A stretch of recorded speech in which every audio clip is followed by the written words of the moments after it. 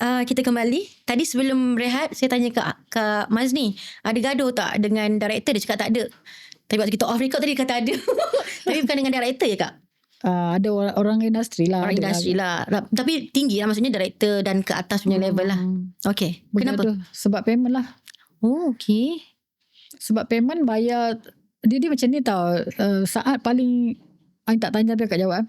Saat paling sedih ataupun momen paling ni, bukan akak seorang, semua. Tak kira penulis atau pengarah ke, kru ke. Bila kau janji nak bayar tapi kau tak bayar pada hari itu. Okay. Contoh macam, kita need sangat duit tu tau. Waktu nak menjelang raya, Okay. ataupun anak sekolah, memang kita perlukan itu. Memang kita dah pegang untuk guna duit tu untuk something. Ini kira pengalaman ramai orang jugalah yang menceritakan detik-detik yang sama lah. Macam tu, even kru lagi lah sedih kan. Payment dah tak banyak. Lepas tu dapat kau janji, tapi dia masa dia janji, dia tak fikir pun aku memang kena bayar waktu tu. Dia just cakap, tengok 15 hari bulan. Kita tunggu tau, daripada 10 hari bulan nak sampai ke 15 hari bulan tu, seksanya tunggu. So bila sampai ke 15 tu, dia tak bayar. Oh, ini producer lah ni kalau dia tak bayar ni. Okay. Ataupun dipanggil datang office. Itu normal. Datang office. Ada satu ni pengalaman yang agak geram lah. Waktu tu akak dah bernikop tau. Waktu tu akak dah bernikop dah. Bernikap. Tapi dulu akak pakai nikop yang penuh, yang nampak dua mata tu je. Oh, yang macam itu je. Okay. Okay. Tapi dia panggil pergi office, mungkin dia ingat aku ni macam penyabar lah kot orangnya. Akak tunggu lama. Tunggu lama. Masa tu suami dengan anak-anak kat bawah. Anak kecil lagi tau. Dulu kereta tak nak naik office lah, nanti bising kan. Tunggu. Dia tak panggil. Lepas tu sekejap baru dia masuk. Yang deal dengan akak tu ada kat tempat syuting. Tengah syuting ni, drama ni sekarang tengah syuting. Tapi skrip tak bayar lagi tau. Maksudnya tak bayar tu bukan semualah ke? Bukan semualah, sebahagian lah. Sebab dia dah bayar 50%, lagi 50% tu kira lama lah. Ada setengah producer dia bayar kita 30 atau 40 kemudian. Tapi ini 50-50. Okay, tak bayar. Tak apalah, tunggu dia panggil. Kak, atau puan lah, akak tak ingat masa tu. Dia cakap, kita kena potong ni payment akak 6,000. Potong Sebab akak tulis skrip lambat. Wow. Kita dah tanggung kerugian bla bla bla. Ni episod lah ni, drama episod. Drama episod. Bukan nak mengumpat tau cerita dia. Nak bagi pengajaran lah. Even kepada producer ke, kepada writer ke, kepada siapa pun. Peganglah pada janji tu kalau kau dah janji. Lepas tu, kenapa pula nak potong? Skrip saya dah hantar lama dah cakap kan. Ada delay lah 2-3 hari macam tu, tapi kita inform lah, bukan delay tu seketul berapa episod tak bagi yang last. And then dia kata sebab delay bla bla bla, okay, tak apalah kalau potong, tapi saya nak payment hari ni cakap. Okay. Sebab ini adalah funder. Itu cerita dia complicated antara producer ni. Yang producer dia yang kita tu baik, tapi funder dia tu yang nak potong. Dia jadi cerita macam tu. Akak begitu dengan producer. Dia duduk sebelah. Dia ni muka dah berubah bila dia kata nak potong. Dia tak nak lah, kita ke kawan. Reputasi tu kita jaga tau. Kita kawan lama kan, kita jaga. Dia jatuh lah air muka dia. Lepas tu akak marah lah. Lepas tu dia cakap bos tak ada lah apa, alasan dia sama. Lepas tu banyak cerita kan. Kita script writer. Dah biasa. Kau punya dialog tu ada dalam kepala otak aku. Aku yang create kan karakter-karakter macam kau. Okay. Lepas tu dia banyak cerita. Lepas tu tintong akak dah tak boleh tahan. Akak bangun, akak bentak meja. Terkejut. Dia terkejut tau. Akak tak sangka dia terkejut. Sebab dia nampak macam orang pakai nikah. Takkan lah orang korporat ni macam belagak lah kan. Macam tu kan. Bukan kata orang korporat belagak, tapi muka yang tu itulah, yang muka itu kerek kan. Okay. Akak tepuk meja, dia terkejut. Lepas tu yang producer sebelah akak tu, dia bangun. Okey lah, macam ni lah. Yang 6,000 potong tu biar saya yang bayar. Uish, baiknya. Dia cakap, saya tak nak. Saya dah deal dengan akak janji begitu. Saya tak mau. Sebab kita dah deal macam tu dah. Sebab dengan dia tu pun akak dah nego dah. Lepas tu nak potong lagi. Disebabkan sebab yang tak mula sabar kan. Tapi dia bayar tak? Tapi yang funder tu? Akak cakap macam ni. Masa dulu, yang first payment tu, saya siapkan on time pun you bayar lambat, I tak minta lebih pun. Tambah pun. Tak ganti pun cakap kan. Saya okey lah, you tak ada duit ke apa kan. Cakap macam tu lah. Lepas tu bila dah bentak meja tu, terus dia pergi dalam, cakap apa-apa kerani dia. Tu dia dah back in. Full payment yang 50% yang baki tu lah. Tadi kau kata bos tak ada nak sign. Adakah kita kena hentak meja baru dapat payment? Tak lah, janganlah ikut. Sebab ramai lagi ni tak bayar payment ni. Tapi kita tengok orang lah. Kita tengok orang, kita boleh faham karakter dia macam mana. Lepas tu yang producer tu, lepas tu dia terus turun dengan akak kat bawah. Dia kata, "Kak, saya minta maaf, saya tak tahu nak jadi macam ni. Saya pun sebenarnya ada masalah dengan dia orang ni," cakap macam tu. So yang gaduh bukan dengan producer, tapi dengan funder yang funder projek dia. tu. Sebab lalu funder dia takkan masuk campur hal production. Tapi yang tu dia cakap, dia orang memang nak turun padang. Nak get involved. Nak get involved semua. Tak apalah. Tapi sayanglah producer tu pun dah tak ada dalam industri. Dah tak? Dia tak boleh pergi dah. I see. Tutup company tu. Maksudnya yang tak bayar tadi tu Kak, yang janji 15 hari bulan lepas tu tak bayar. Yang ni tadilah yang Kak cerita tadi ni. Betul? Yang tu tak. Yang tu janji hari tu memang sebab akak bentak meja dia bayar lah. Yang lain tu selalulah. Kadang-kadang kita ni dah tak nak gaduh kan. Masa dulu kita tak nak lah. Kita dalam industri ni tak nak. Sebab orang bila cerita tu, dia jadi version lain tau. Maksudnya Contoh akak bergaduh dengan Ain lah. Kita gaduh-gaduh. Bukan kata Kak Ain tau, sorry tau, ni akak nak createkan scene tu. Faham.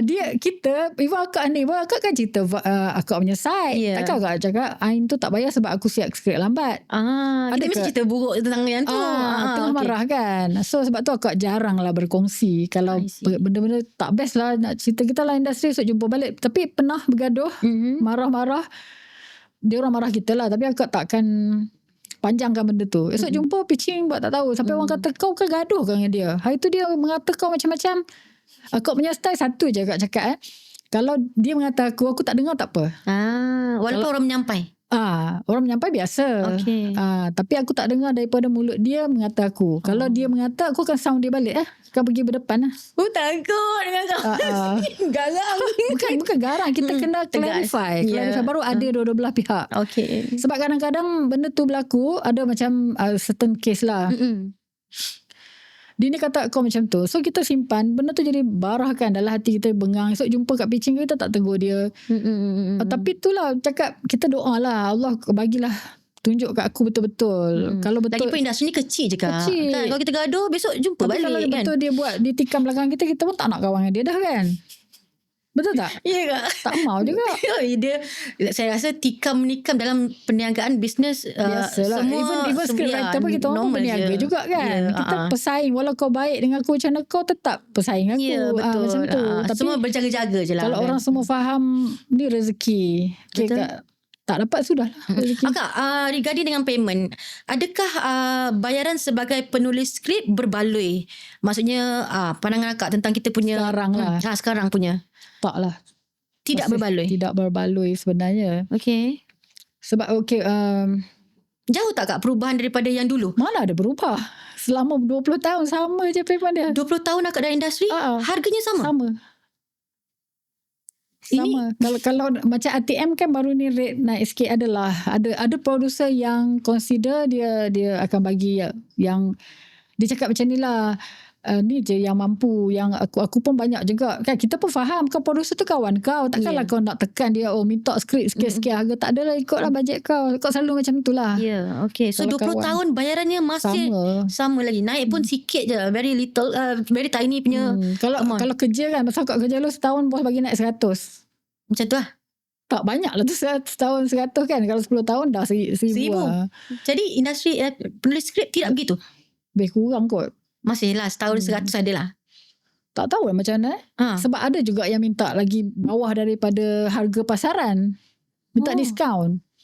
Ini untuk apa Kak? Tele untuk episod? Tele lah selalu. Episod pun ada juga. Tapi kalau macam sekarang, kita dah ada persatuan penulis semua. Kita dah ada guideline lah. Macam kena sepakat lah. Kadang-kadang kita tolak. Kau pernah tahu tolak job tu because dia bayar murah.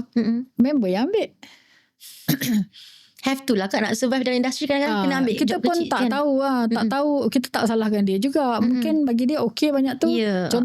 Contoh lah. Dia fikiran kau selalu create dengan satu situasi supaya kita fikir baik. Mungkin dia kerja. Dia bekerja tetap. Dan ni duit kopi dia je. Nak pergi hanging out je. Nak hanging out ke, nak tengok wayang ke. Bagi dia dapat rendah pun okey lah. Berbaloi lah untuk dia. Tapi kalau kita yang full time, kita kena ada lah. Bukan nak demand. Kadang orang kata demand kan. Tapi dengan pengalaman kita, dengan perik jerih kita, macam kak kata kan, yang pasal tadi research semua tu kan. Kita nak buat satu skrip tu bukan just tulis apa yang kau rasa je. Nak bina karakter tu kau kena pergi buat research. contoh dan cerita bintang tu bintang watak utama tu Tirak tu dia bekerja sebagai arkitek. Akak pergi jumpa arkitek dan tanya macam mana sesuatu projek tu berjalan, apa benda semua, belajar 1 hari tu duduk kat situ. Buat research lah. Buat research lah. Yang berkaitan untuk membina karakter Tirak tu.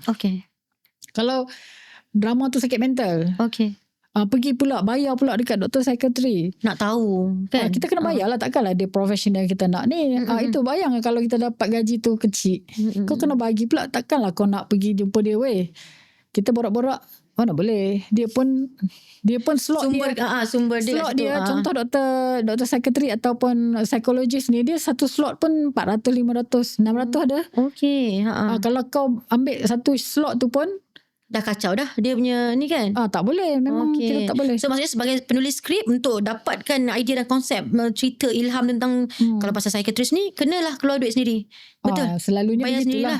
Tapi amount yang dibayar terhadap penulis skrip yang lain, walaupun cerita tak perlu buat research, tetap sama. Tak tahulah dia orang dapat berapa, tapi akak tengok macam tu lah kot. Jadi kalau ada satu perkara yang akak boleh ubah tentang industri penulisan skrip whatsoever ni, apa yang akak nak ubah, yang akak rasa kita nak fight for, nak apa? Payment lah.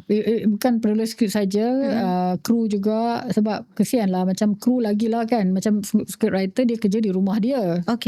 Ataupun kat kafe modal juga kan. Tapi kru siang malam kerja lebih berbelas jam kan. Tapi dibayar tu tak, kata Bron Palari kan baru ni kan. Gaji kru tu dibayar lagi kecil dari satu episod yang saya dapat.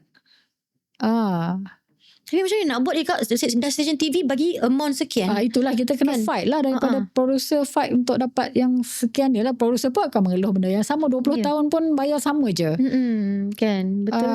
Buat telemovie kalau untung pun 8,000 je lebih kurang kak. Sekarang kalau ikutkan lah dengan sekarang punya modal lebih kurang lah around that lah kan. Tak boleh nak untung banyak nak pun. Nak buat tu bukan senang kan. Dia bukan tengok pada 7 hari syuting tu. Daripada start buat proposal tu, pre-production tu, nak pergi kejar writer, nak pergi pitching, hantar proposal pergi pitching tu, berapa bulan. Cuba Ain bayangkan, contoh 8,000 tu Ain bahagikan dengan 6 bulan. Sama juga dengan script writer. Kalau dibayar 8,000 contoh lah, 8,000 tak pernah lah dapat, 7,000 lah paling tinggi lah. Selalu orang bayar 5 atau 6,000 kan. Bahagilah, sebulan 1,000 gaji aku. Contoh. Baik jadi rider Grab tak? Jadi dapat 3,000 sebulan. Itu kau dengar cakap. Kau belum pergi lagi tu tengok. Macam naik Grab pun akak akan tanya. Akak akan tanya orang tu punya apa. So dari situ kita dapat idea, aku nak buat cerita pasal driver Grab lah.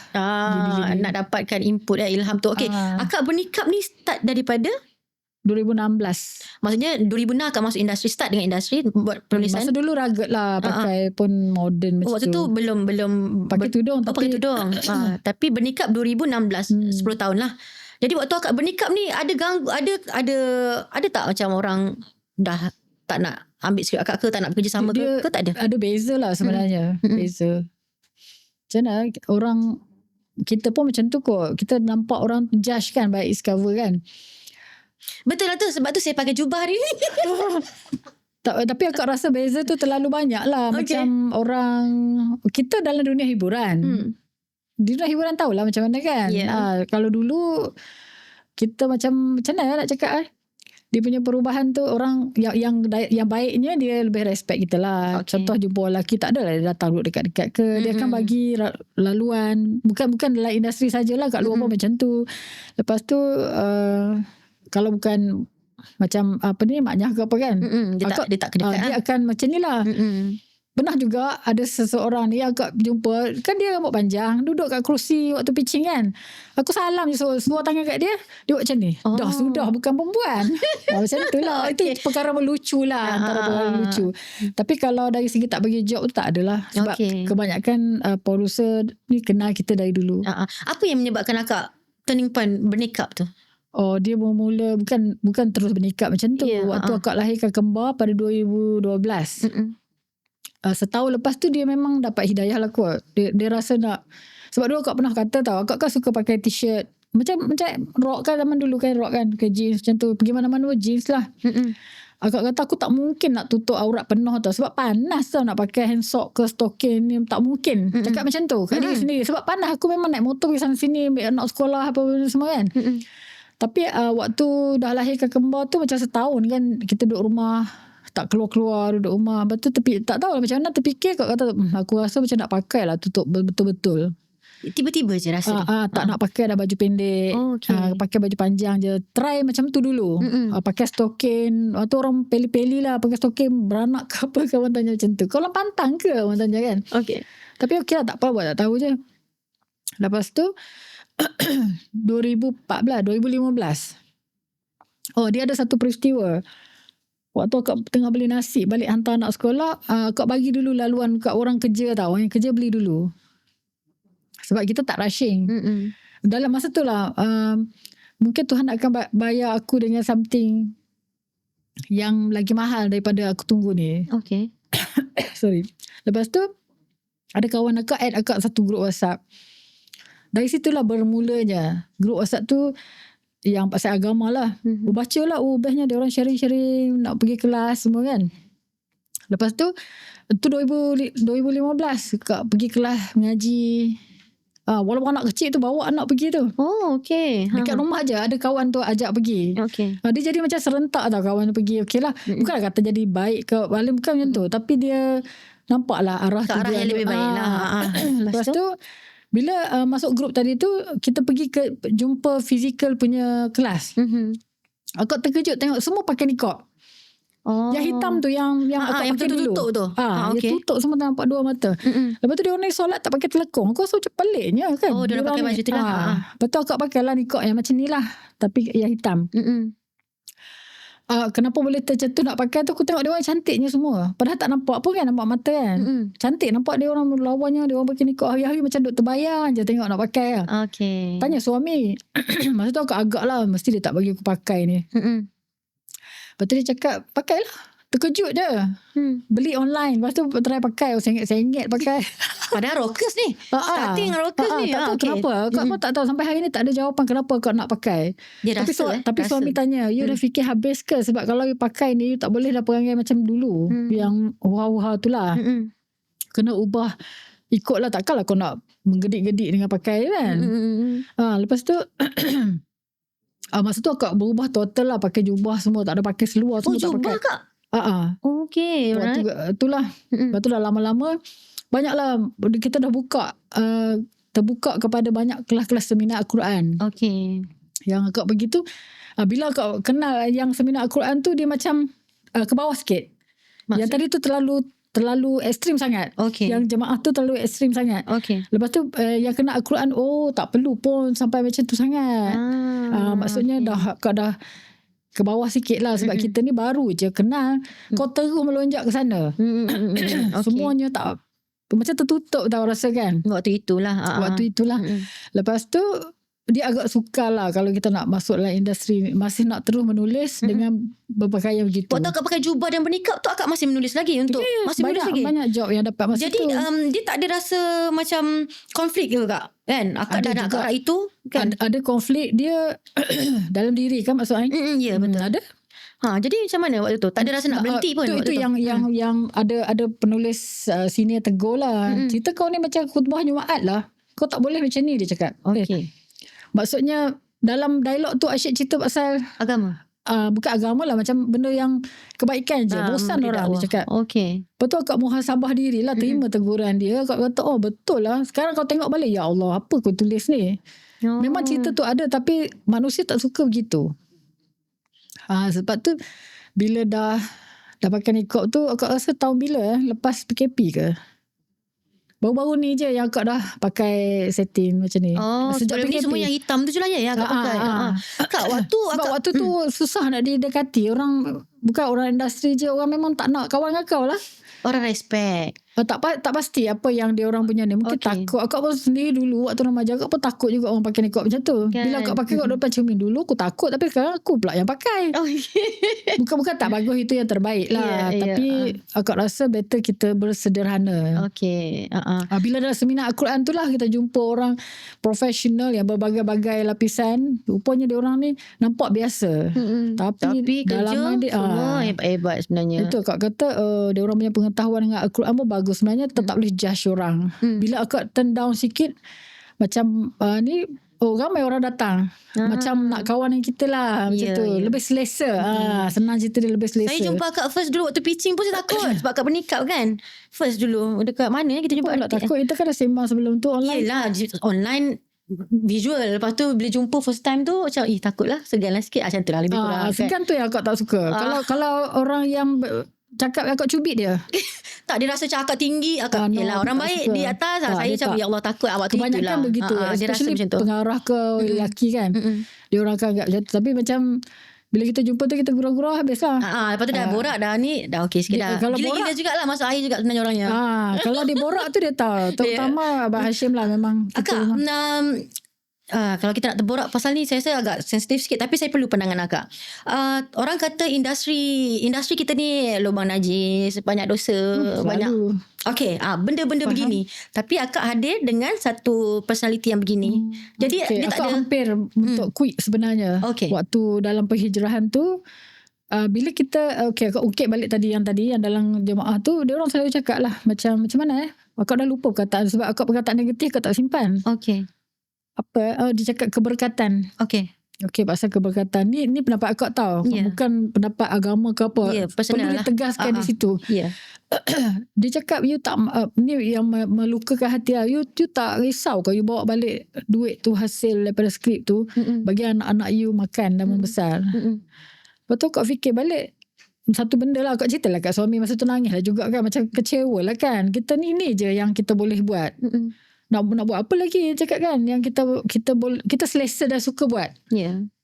Suami kata lagi okey lah you tulis skrip daripada pelunggang agama tu. Suami cakap yang tu okey. Konon ustaz tapi kutip normal. Lepas tu faham kata-kata tu buat akak rasa betul lah apa yang laki aku cakap macam tu kan.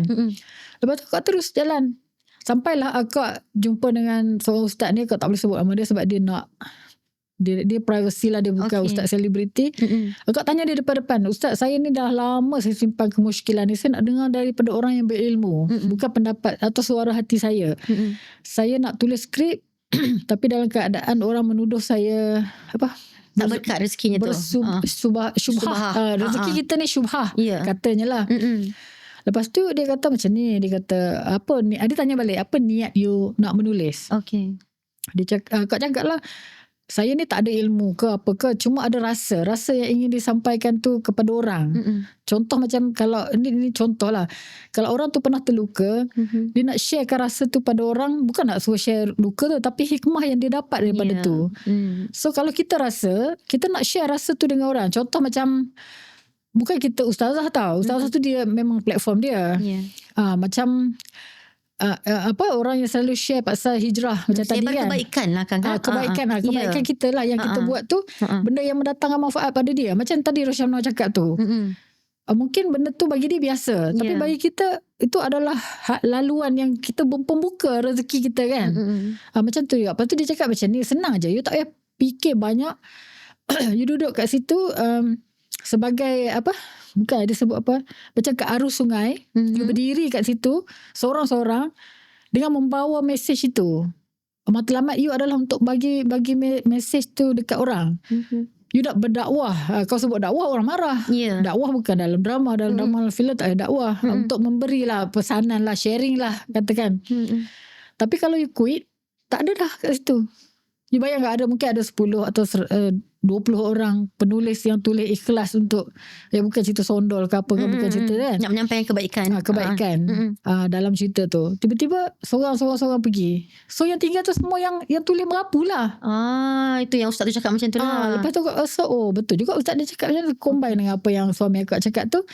Selagi Allah bagi rezeki kat sini, kita bertahan lah. I see.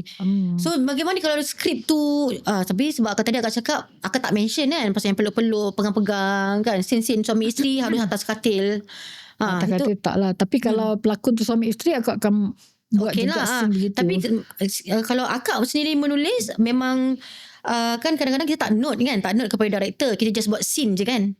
Jadi bila tengok hasilnya tu kan, suami isteri atas katil contoh kan, jadi benda tu akak tak ada rasalah juga macam apalah, selalu macam tu, apalah aku tak buat benda yang apa buat. Sebab dulu waktu anak kat kecil-kecil dia orang tengok TV, mama tulis macam ni, memalukan. Wow, anak kecil cakap macam tu. Cakap macam tu. Waktu dia orang 5-6 tahun dululah. Memalukan dia cakap macam tu. Mama tak takut dosa ke budak-budak kan? Kata bukan mama tulis, cakap macam tu. Ini tak tahulah director punya karya lah, dia nak berkarya cakap kan. Bukan anak aja, orang lain pun akan call apa ni. Jadi akak sendiri sebagai yang menulis skrip-skrip macam tu. Satu benda yang orang tak tahu, yang mungkin penulis skrip pun tak faham, kita punya karya tu habis di situ je. Habis di kertas itu. Waktu kita tulis tamat, habis. Bila dah masuk set, dia bukan kita punya karya lagi. Bukan hak kita lagi untuk berkarya kat situ. Kita lepaskan kepada pengarah, kepada kru, kepada producer dia nak buat apa. Jadi kalau kita kena belajar untuk menghormati, dan dia ada batas-batas dia lah. Hierarki lah, ada hierarki lah. Kita tak boleh lah kata pengarah nak pergi pula marah pengarah, tak boleh lah macam tu. Bagilah chance dia nak berkarya.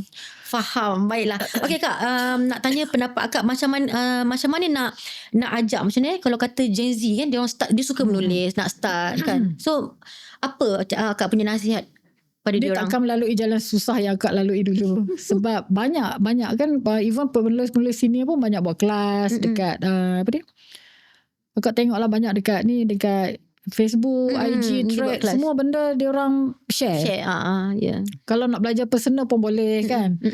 Dan nasihat lah yang paling penting sekali, you jangan belajar dengan ramai guru serentak. You akan pening nanti. You cari penulis yang you suka dan you ikut dia. You belajar secara praktikal. Sebab kebanyakan dia yang akak jumpa lah, dia jumpa banyak kelas. Bila dia tanya kita pasal ni, kita cakap lah, cikgu tu cakap macam ni. Pening lah dia. Even akak dulu pun macam tu. Ada kelas akak pergi. Lepas tu yang nasihat kakak ni Abang Syarul Izzat. Syarul Izzat Radius dia marah. Dia kata, Mas, kau jangan nak buat gila, nak pergi kelas sana sini. Dia cakap, kau dah pandai tulis, kau buat cara kau. Penulisan kau adalah kau punya identity, karya maksud dia begitu kan. Kita panggil apa, acuan dia begitu. Kau ikut orang lain punya teori, berapa banyak pun boleh ada teori. Betul. Mungkin orang tu macam tu, buat pening kepala kau je, dia marah. Sebab tu dia tak mengajar. Tapi kalau kita tanya, dia akan panjang-panjang tulis. Dia bagi input lah. Dia akan bagi, dia akan bagilah. Jadi selama akak berada dalam industri penulisan skrip more than 20 years, apa momen yang akak rasa susah sekali, yang akak rasa macam dah lah, yang give up, yang sakit, yang paling terkesan lah dalam hidup akak? Job cancel kot, dibatalkan. Dia macam ni, macam job filem Ain tahu kan, nak buat filem tu, filem lah selalunya. Banyak juga beberapa filem yang kita dah mula buat kerja, tapi dia tiba-tiba masalah funder. Tapi skrip dah buat?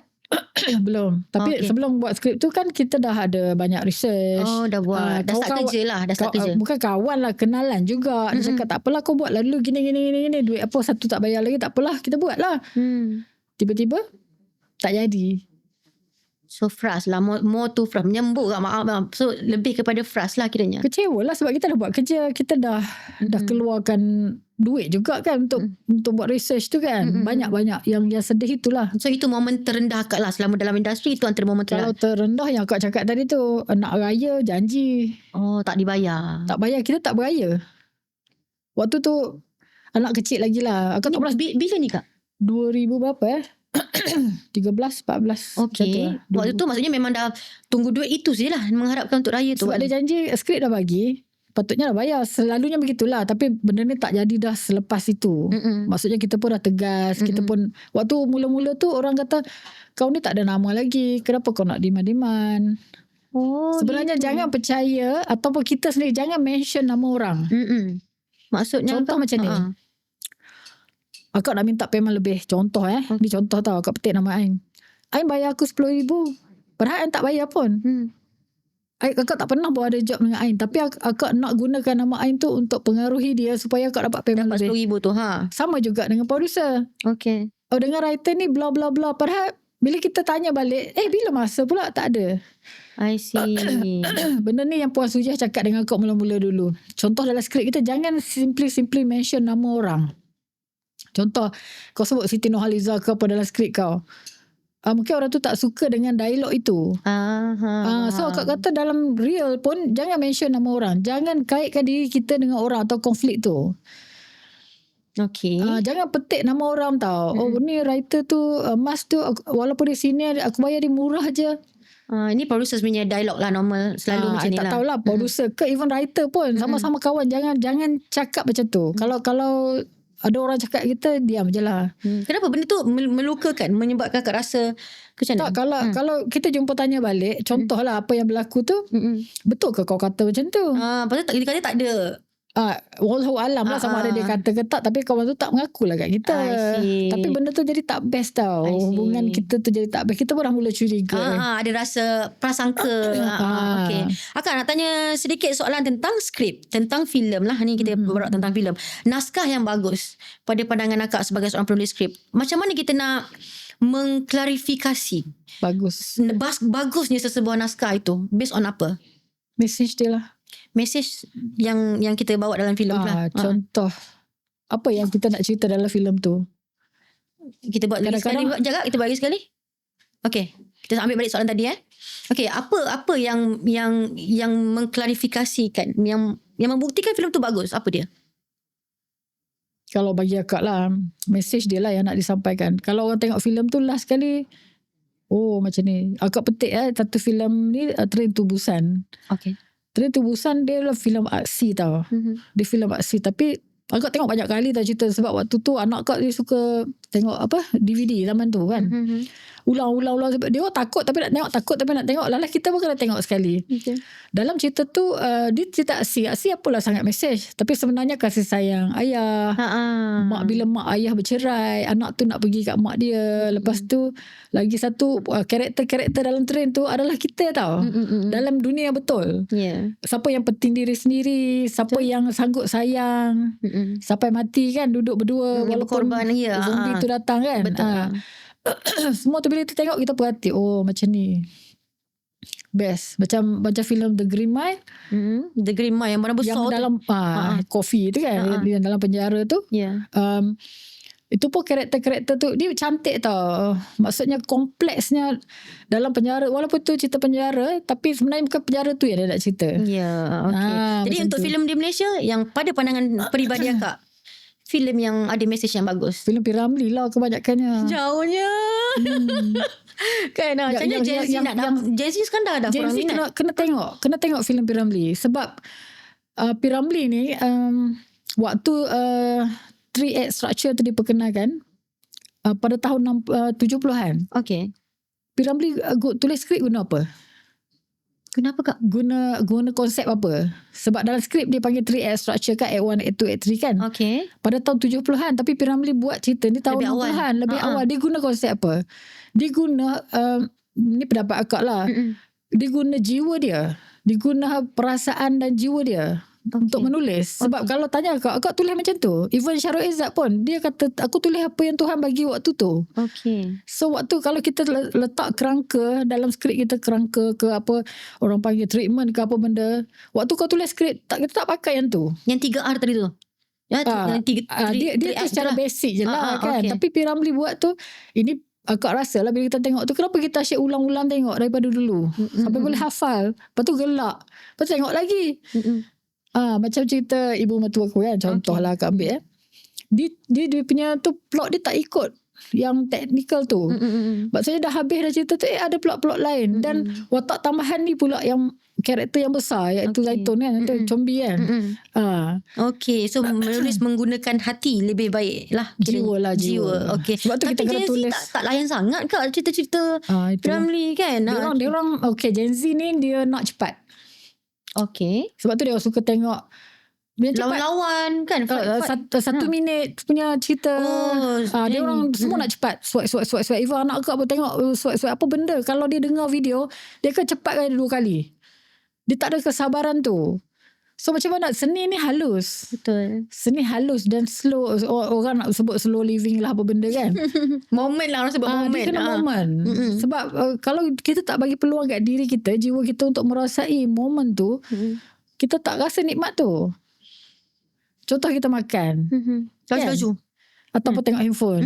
Kau tak sedar pun. Macam tadi kan, anak kak sebelum kak datang, kak masak kat dia. Dia kata kenapa sedap sangat? Okey, yang pertama, lepas je mama masak, panas-panas kau dah makan. Okey. Selalu kau biarkan. Kau tak lapar lagi. Dah sejuk, tak sedap dah. Yang kedua, kau tak tengok handphone waktu kau makan sekarang. Sebab mama ada. Kalau mama tak ada, kau makan dengan handphone. Nikmat dia tu lain dia punya value itu. So kalau kita bagi masa tengok dengan mata hati, kau akan dapat. Okey. So nak mendapat karya-karya macam tu, dia agak sukar lah. Okey. Jadi untuk yang filem generasi sekarang kak, yang bagus, yang pandangan kak ada message yang best? Bagus. Contoh lah yang contoh. Filem contoh. Filem apa Aku tak tengok cerita Melayu ke? Tengok kan? Tengok lah, tapi cerita apa nak tak pandai lah komen. Akak tak pandai nak komen orang punya cerita lah. Okay. Tapi akak rasa dekat dengan hati ke? Ada cerita filem-filem yang terbaru Malaysia punya? Terbaru Bila apa tak boleh nak komen lah. Tak tengok orang yang dah lama ya? Mungkin. Okey kakak, sedikit kakak punya kata-kata dan nasihat untuk Gen Z yang nak start. Okey. Yang pertama sekali, peluang tu sangat banyak. Sekarang ni nak cerita balik pasal skrip ni, dia bukan skrip drama dan filem saja. Okay. Dia ada drama mikro. Drama mikro ni yang 1 minit atau 2 minit satu episod. Dia akan bagi 100 episod. Dan dia bukan TV, dia di apps. Orang panggil drama TikTok lah kak macam drama TikTok dia panggil drama mikro, tapi tayang kat TikTok ke, tayang kat short media sosial YouTube ke apa ke, banyak. So yang tu lagi sesuai untuk Gen Z kot, sebab dia lebih pantas, dia bergerak pantas, dan juga isu-isu yang orang kata lebih santai. Tapi saya rasa itu lagi susah nak buat kan kak? Sebab setiap episod dia ada cliffhanger. Kan cliffhanger dia kat situ kan. So tu dia lagi susah lah sebenarnya. Tapi bagi dia orang okey kot, sebab dia orang kan nak cepat kan. Okey. Otak dia orang bergerak begitu pantas. Dia tak boleh nak stop. Gen Z. Okay. Yang agak kenal, macam kita kenal lah budak-budak yang ni kan. Dia memang begitu. Dunia ni tak tahu dia orang hambat apa yang dia orang kejar. Apa dia orang kejarkan. Okay. Untuk tulis skrip pun okay, ada banyak writer senior yang buat. Finas pun ada buat. Boleh check website Finas. Ada ramai pelapis yang akan nampak sekarang yang start menulis, yang muda. Ramai akak ada terbaca. Sebab kita ada grup-grup WhatsApp untuk macam writer punya kan. Ada update. Tapi itulah, bila ramai untuk berkongsi kek yang sama tu, dia pesaing tu hebat lah. Tapi kena usahalah cari peluang. Okay. Tapi kalau nak jadi penulis skrip, belajar dululah macam Rosyana nasihat kat tu. Okay. Tapi even tu akak pun tak pergi masuk universiti yang betul-betul ajar tentang penulisan skrip kan? Tak pergi. Maksudnya belajar tu pergi ke kelas lah. Pergi kelas Finas lah. Kalau kau keluar dari Aswara pun, akak rasa susah juga dapat job. Sebab teori perlu tu. Perlu ke masuk sampai ke universiti? Kalau you nak serius, you masuk lah. At least kalau you tak jadi ni, you boleh jadi lecturer. Mungkin mengajar orang. Dia kalau lebih berilmu tu lebih bagus lah. Akak dulu bidang lain, bidang bisnes. Tapi menulis ni kena belajar balik dalam bidang menulis pula. Okay, sikit lagi sebelum penutup, saya nak tanya akak tentang baru-baru ni viral tentang satu kenyataan yang dikeluarkan oleh seorang hamba Allah. Anak seni sama dengan anak bodoh. Akak dia baca tak? Ada lah, tahu lah. Tapi apa pandangan akak? Akak tak layan sebab dia yang bodoh. Okay, senang. Orang yang macam tu, kita tak payah layan. Biar je. Bawa kata Azhara ni lah, kawan baik akak juga. Dia kata buat apa kita nak jadi layan macam dia.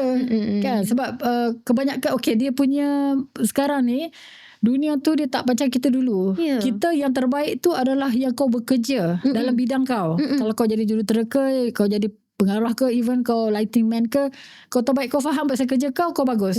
Betul. Kau tak perlu pengiktirafan dari orang pun kau rasa puas.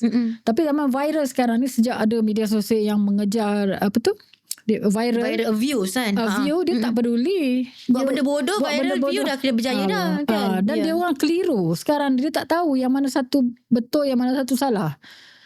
Janji view aku tinggi sebab tu orang suka aku, sebab tu aku betul. Dapat engagement, dapat orang kan bayar. bagi kita mungkin lah dia akan kata kolotnya makcik Facebook ni kan. Dia orang selalu cakap Dia selalu komen makcik Facebook kan kat kita kan.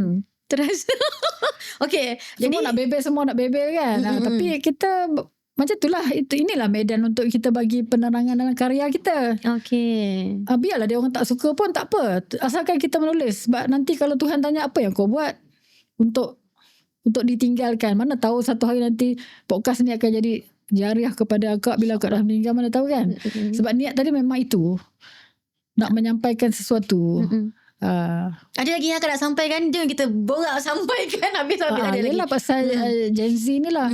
Sebab even anak-anak kita pun, anak-anak akak pun baru belasan tahun. Okay. Dia orang ni macam selalu nak balik rumah lah. Mama ini. Lepas tu dia kata, okay, kenapa anak akak tu begitu? Bukan kata dia bagus. Dia berfikiran lain daripada kawan-kawan dia. Sebab bapak dia lahir tahun 60-an. Okay. Mak dia lahir tahun 70-an. Okay. So mak bapak 60-an 70-an ni masih ajar anak dia macam mak kita ajar kita dulu. Dia masih bebel macam tu. Kalau yang baru ni mungkin lebih moden, lebih santai.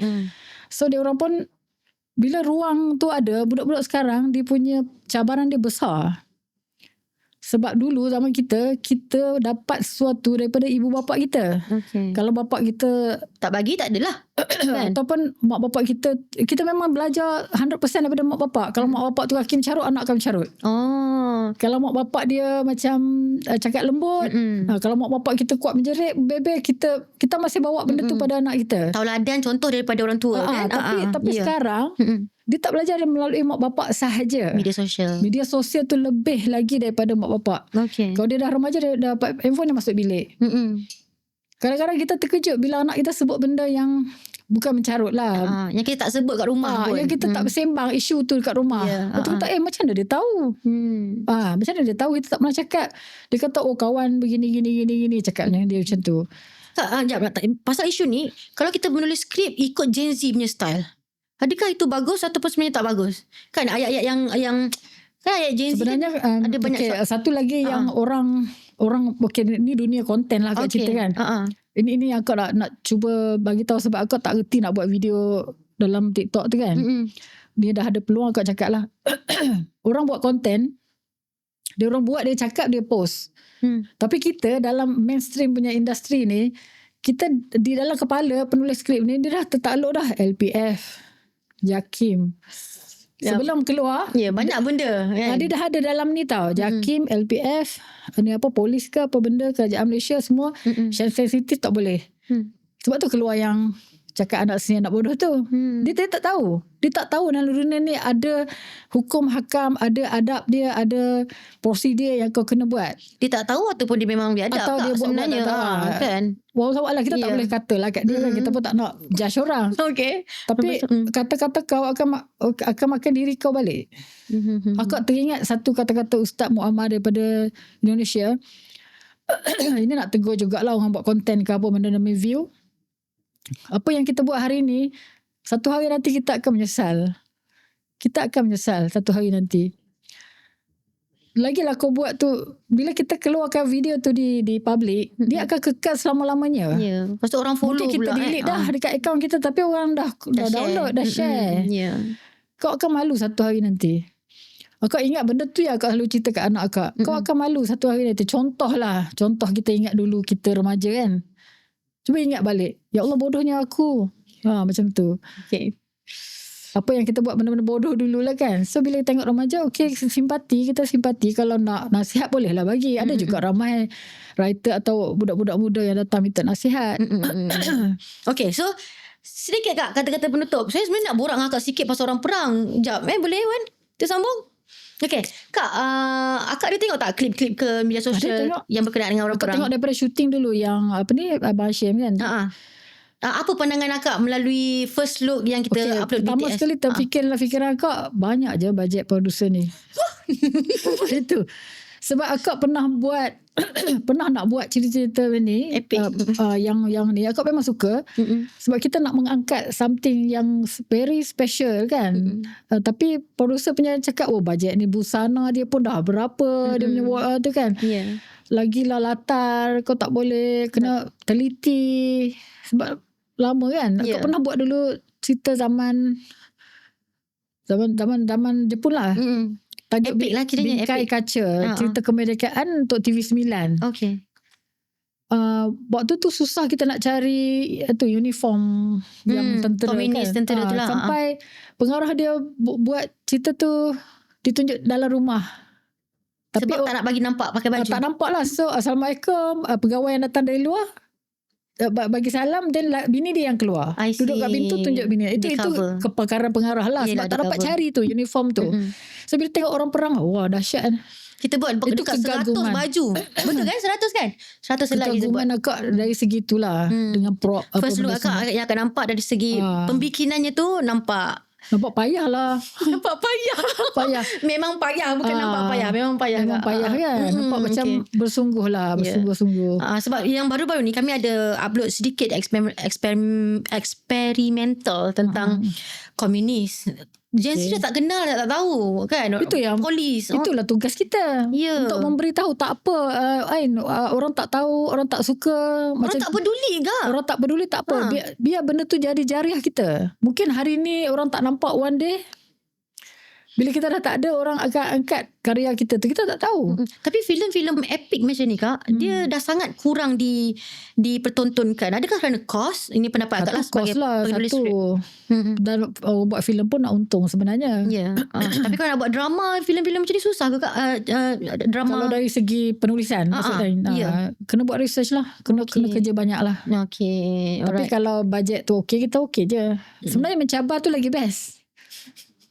Kalau melibatkan duit, semua benda mencabar. Sebab akak pernah buat projek Megat Panji Alam. Apa? Drama Megat Panji Alam. Okay. Tapi drama tu tak jadi. Ini masalah dalam station lah. Kita buat research, pergi perpustakaan, pergi cari dia punya buku-buku dia dekat library. Waktu tu kesusahan tu dia dah hilang.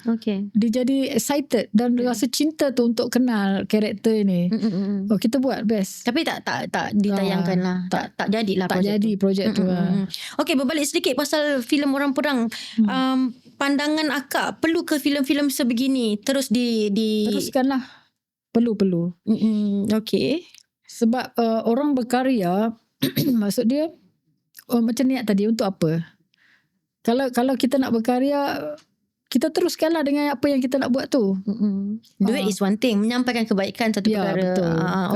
Kalau kita tak boleh cakap ni mesti tak laku, Gen Z tak suka. Kita tak boleh mendahului Tuhan. Mana tahu Tuhan tolong kita waktu tu. InsyaAllah, amin. Mungkin untung tak banyak, tapi untung yang lagi satu. InsyaAllah. Pahala-pahala kita daripada mengangkat perjuangan kan. Okey, ada tak dalam grup penulis ditimbulkan isu-isu sebegini? Orang dah lupa. Ada juga kan? Kita sembang je benda tu. Tapi tak ada betul-betul satu organisasi yang nak membela. Di Malaysia ni macam tu kan? Menjaga. Tak ada. Ada tak organisasi yang membela ni? Memang tak ada. Tak pastilah Kak. Tak dia memang just borak je lah ya. Borak je lah. Okey Kakak, sedikit kata-kata terakhir penutup bagi podcast BBNS. Okay, terima kasih kerana jemput Kak.